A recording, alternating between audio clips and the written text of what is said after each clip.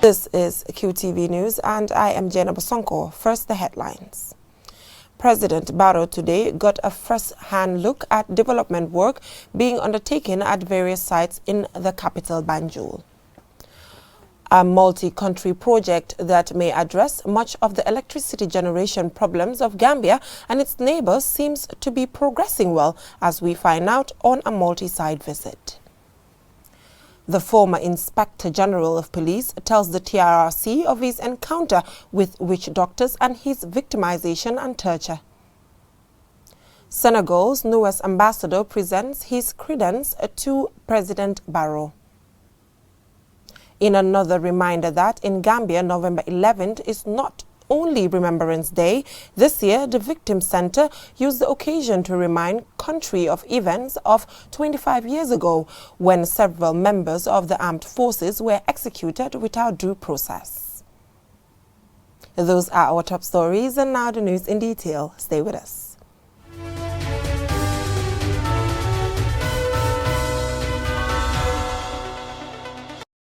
President Barrow, during a visit to various sites, says he is impressed with the progress of the ongoing Banjul rehabilitation project.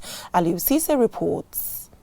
Banjul, the capital of the Gambia, has an estimated population of 40,000. Over the years, its people have called on government to address the poor sewage system and poor condition of its major roads, which they said needed urgent attention to make life and movement easier for both inhabitants and visitors alike. Therefore, the rehabilitation works initiated by President Barrow's government has brought relief and joy to Banjulians. This was manifested during the President's first visit to see for himself the progress of work. In February this year, President Barrow had laid the foundation stone to kickstart this project in fulfillment of a complete promise to transform Banjul. Speaking to reporters, President Barrow said he was impressed with the progress of work. I'm really impressed with what I've seen. I think the job is just 30% done, and it has make a big difference in the life of the Banjulians.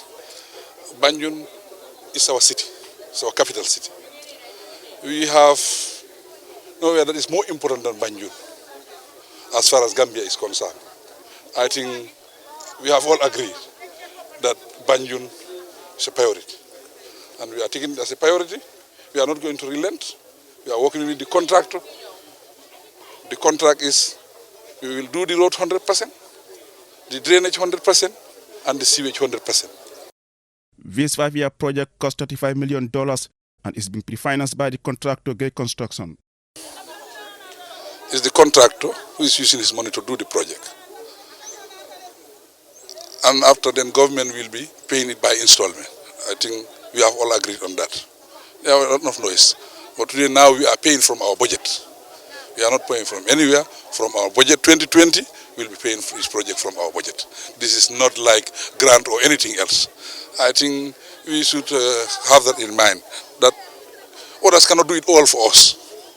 We have to also sacrifice and do certain things for us. And Banjul is one of those projects that we are doing on our own. Banjulians said they have been yearning for such a project since independence. While applauding the government for the development, they gave assurances of their full support to President Barrow. According to residents and visitors, the deplorable state of Banjul did not represent the true reality of what a capital city should look like. Its continued underdevelopment had seen many Banjulians relocating to Combos. It is hoped that the completion of the project will attract Banjulians residing in Combos to return home. Reporting for QTV News, I am Aliou Cisse. Officials of the OMVG project on Monday embarked on site visits to various OMVG substations. The visit was an opportunity to update the media on the progress of the ongoing works in the central and rural river regions. QTV's Ansumana Esonyasi has the rest of that. In a bid to override the seemingly unending energy problems that beset the country for decades, the Gambia government in February last year launched the OMVG project, costing a whopping $1,147,462,262. The massive energy project is an interconnection line being constructed across neighboring countries. It is also expected to create employment opportunities for Gambian youths. During the visit to the various project sites, journalists were able to see firsthand the physical progress of the project. Among the sites visited were Brikama, Kanfenda, Kanilai and Soma. Already, work has commenced at the Brikama substation, where the delegation was taken on a conducted tour of the multi-purpose facility where all the transformers are stored. From Brikama, the delegation visited the OMVG site in Fonyi-Kanfenda, where the team was also taken on a conducted tour of the facility, housing a sample tower of 17 meters and bumps of cable drums. OMVG National Coordinator Bailamin Silla, Governor of West Coast Region Bakari Sanyang, and Seku K. Sanyang, Permanent Secretary, Ministry of Environment, between them explained the importance of the project and how it will impact the lives of Gambians. As governor of the largest region, housing more than almost 37% of the population of this country, I should be the most happy or grateful person on this. Because it will open not only this country, but my region for more investment. Because we know if we want to attract more investment, we need a reliable source of energy in the form of electricity. OMVG Energy Project aims to reinforce cooperation and regional integration by exploiting and using wisely the potential of hydroelectric resources of the 4 member countries' 3 river basins. From Kanfenda, the delegation also visited the OMVG site in Kanilai, which is also under construction. Officials say towers will be erected from Soma all the way to Brikama. On Tuesday, the team visited the Soma substation, where works are at an advanced stage. Already, the base camp and offices have been completed, while other platforms and pillars are near completion. The delegation was joined at the Soma project site by the governors of CRR and LRR, Rohi John Manjang and Sirif Abasanyang. Everybody wants to be in a place where at least you'll be able to recognize each other during the midst of the darkness. So if we are fortunate, lucky enough to witness a dream come true, a project that is finally coming to solve the electricity problem of this continent, is a success. If you look at the rural people, this is not, there are some villages that are never anticipated to see electricity. And there are people living like you and me in those communities that are not anticipating to have electricity during their lifetime. So this is a nightmare. And it has been difficult for them, but they have to live with it. This will improve all their aspects of livelihood. Meanwhile, officials say $15,500,000 has already been paid as compensation to people affected by the project. As Gambians look forward to experiencing a great improvement in the energy sector through this project, with the supply of electricity from dams across neighboring countries, officials expect that the project will be completed in November next year. The Gambia River Basin Development Organization (OMVG) is a sub-regional basin organization created on 30th June 1978 and comprises the Gambia, Guinea, Guinea-Bissau and Senegal. The aim is to create a rational and harmonious exploitation of the common resources of the Gambia, Kayanga-Jiba and Koliba-Korobal river basins. And Sumana Isonyasi for KTV News. Former Inspector General of Police Esa Baji alias Jesus on Wednesday told the TRRC commissioners that ex-President Jammeh orders him to fire any police officer who defy orders from the witch doctors. Esa Baji also spoke about his arrest, torture and incarceration. Babakar C was there and he files in this report. Ensa Jesus Baji began his testimony on how he rose through the ranks until he became the Inspector General of Police in 2009. Jesus began by narrating his ordeal with the former IGP Benedict Jammeh, whom he said accused him of working with the armed robbers. The former IGP also told commissioners that no one dared to challenge the orders from Yaya Jammeh during his 22 years rule. On the issues of the witch hunters, Baji said Yaya Jammeh personally informed him that some people will be coming to the police headquarters and that everyone must obey the orders or risk being fired. He said the witch hunters came to his office accompanied by General Sol Bojang, armed state guards, green youths and some plainclothes officers. He alleged that he was the first to be searched by the witch doctors before being declared clean. He said the officers were paraded and Kumba Jata was identified with others and asked to stand aside. He confirmed that the marabouts made the police officers swear their allegiance to Yaya Jammeh, and the swearing was conducted by the witch doctors. To swear that? Kwebe ya Jammeh koma. that you are behind Yaya Jammeh. Ibe Banko Fanankoma, Republic of the Gambia Fanankoma. That you are also behind and supporting the Republic of the Gambia. Anim Banku Dingol Koma. Plus the citizenry. And we ita jamfala. And you will never betray them. Ensa Baji said he later phoned Yaya Jammeh and updated him on the names of individuals allegedly identified as witches and wizards identified at the police headquarters. On the issue of Mustafa Cisse, Baji confirmed that he demoted Cisse, who refused to go with the witch doctors. Baji said he transferred him to Fatoto instead of sacking him as directed by former President Jammeh. On his arrest and detention in March 2010, Ensa Jesus Baji alleges that Yaya Jammeh was behind his arrest, trial and incarceration.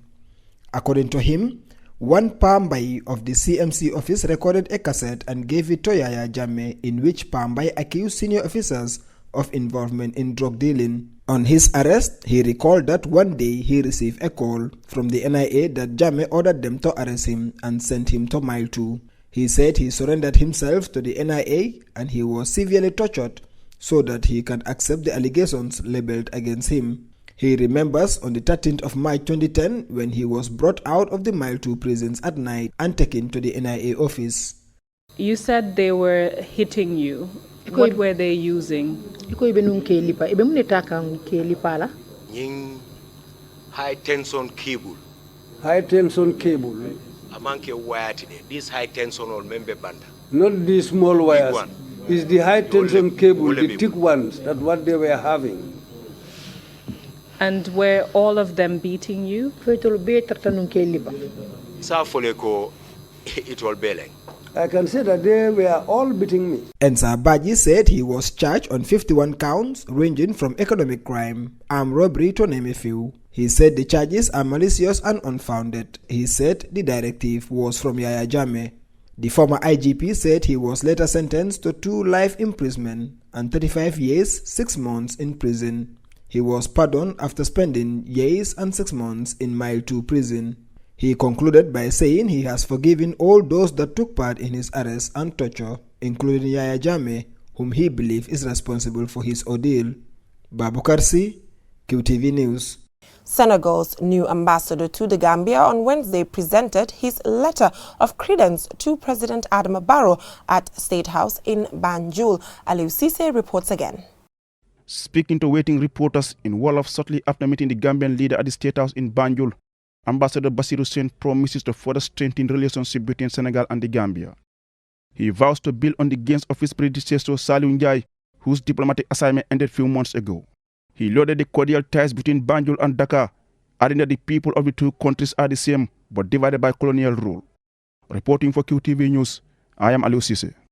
The Victims Center on Monday commemorated November 11th, marking 25 years since some officers of the Gambia Armed Forces were executed in 1994, having been accused of planning a coup against the AFPRC junta.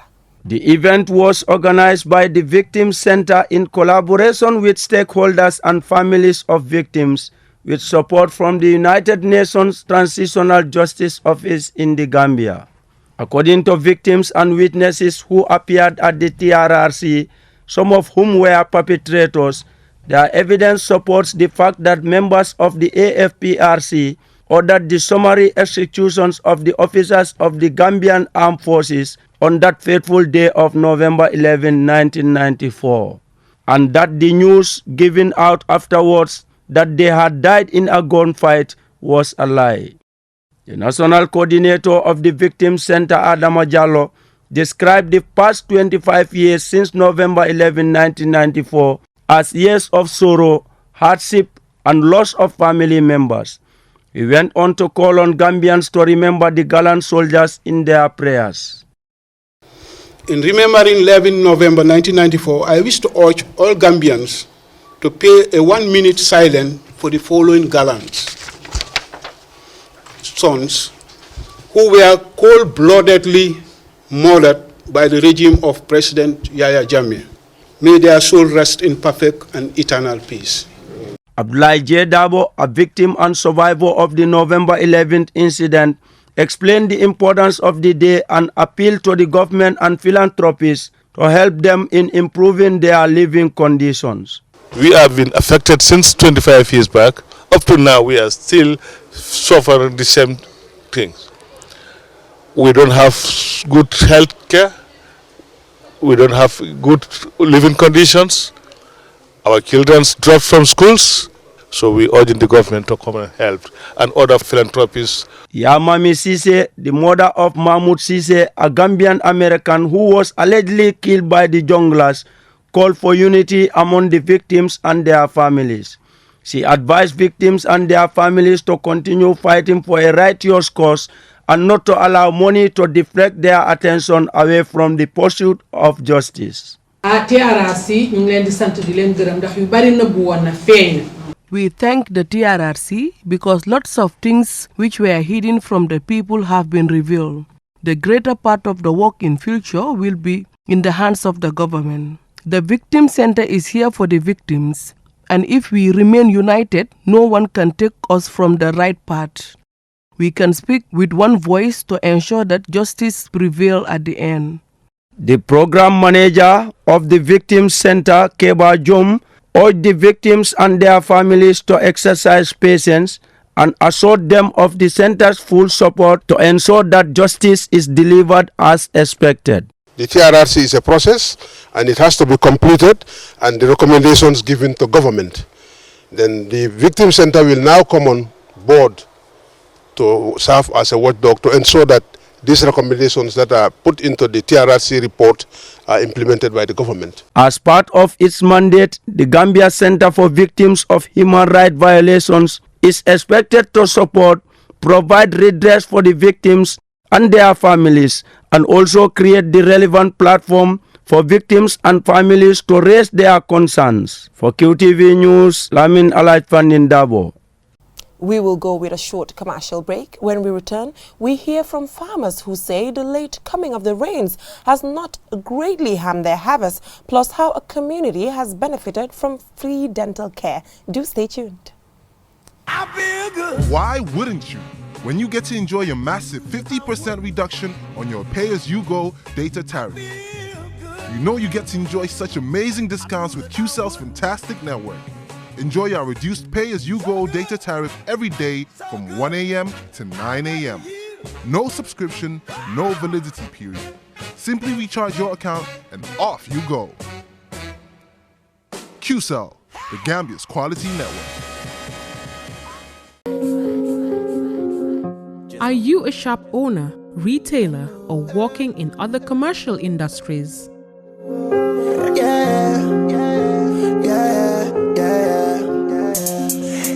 Customers are looking to buy things every day.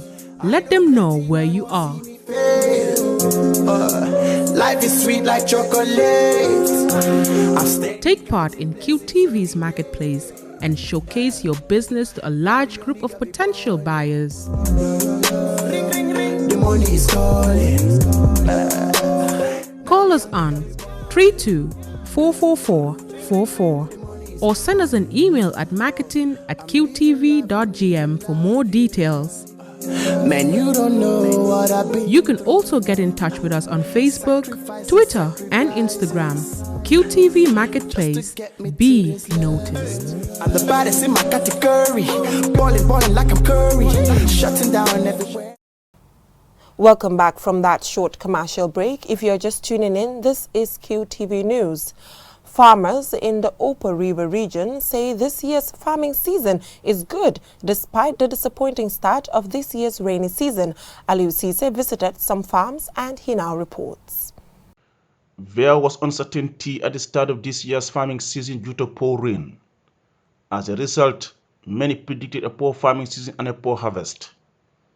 Fear and confusion had gripped farmers, many of whom rely on tilling the land for feeding and economic gain.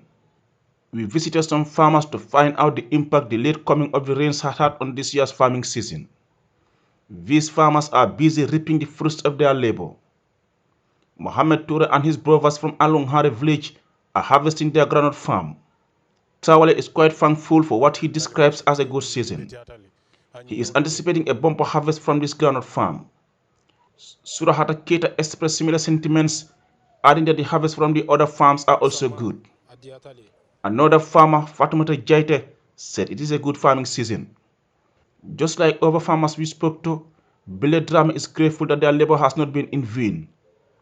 On whether he had received fertilizer from government, Drame replied in the negative. He said even the tilling machine he used was a rented one. It's quite tedious to harvest this groundnut here. As you can see, it requires energy to be able to operate this groundnut. As you can see, it's a bit dry, so I will really need to apply some energy to make sure that I'm able to uproot the groundnut without leaving any in the soil. So this is what farmers in the provinces go through to make sure they are able to harvest this produce in order to, survive and of course be able to foot their bills and pay for their children's school fees. Agriculture is a major driver of economic growth in the Gambia. It is a great contributor to the country's GDP and employs 70% of the labor force. Over the years, farmers have continued to plead for more support from government in terms of implements and fertilizer. The Supreme Islamic Council in August asked imams in the country to offer special prayers for rain in response to the poor rain at the time. This was a prayer that would have been echoed by farmers across the land. Reporting for QTV News, I am Aliou Cissé. Well, thank God for a good harvest. Now, Foundation Dental Help the Gambia, an organization based in Holland, has held a free dental clinic for the whole Yundum community. Since its arrival in the Gambia, the foundation has been visiting communities and schools offering free dental care. Mam Jara A. Cisse has the rest of that. Much of what goes inside our bodies does so through our mouths. As such, serves as an early point for detecting early signs and symptoms of diseases that can affect the whole body. Dental problems in the Gambia are a serious concern for many people living in both rural and urban areas, and most affected are the very young and elderly.